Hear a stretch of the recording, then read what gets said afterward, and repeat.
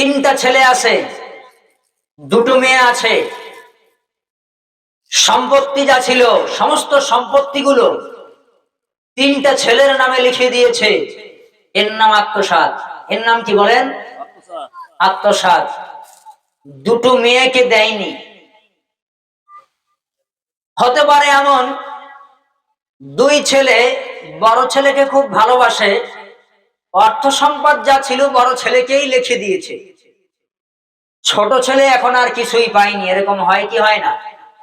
এর নাম কি বলুন তো? পিতা আত্মসাৎ করেছে।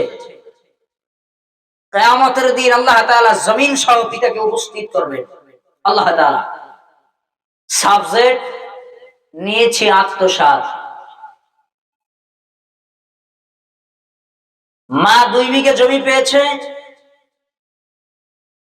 দুটো মেয়ে আছে, দুটো ছেলে আছে। 2 বিঘা জমি মেয়েকেই লিখে দিয়েছে, ছেলেকে আর দেয়নি। কথা বুঝতে পারলেন কি? এর নাম কি? আত্মসাৎ। বাপ 5 বিঘা সম্পত্তি রেখে গিয়েছে, বাবার ইন্তেকালের পরে বড় ভাই 5 বিঘা সম্পত্তি একা বুক দখল করে। এর নাম কি? কথা বলছেন না, কথা বলছেন না কেন আপনারা? এর নাম কি বলেন? আত্মসাৎ। আল্লাহ তাআলা বিমা গাল্লা ইয়াউমাল কিয়ামা, কিয়ামতের দিন ওই আত্মসাৎকারীকে তার অর্থ সম্পদ সহ উপস্থিত করবেন। কে? আজকে তোমার ভাই তোমাকে কিছু বলতে পারেনি অসহায় বলে। আজকে তোমার বোন, তুমি ভাই তোমাকে কিছু বলতে পারেনি অসহায় বলে। আজকে ভাই তার বোনকে কিছু বলতে পারেনি অসহায় বলে।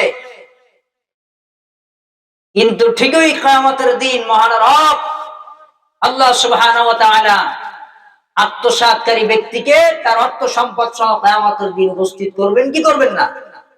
অবশ্যই তিনি উপস্থিত করবেন।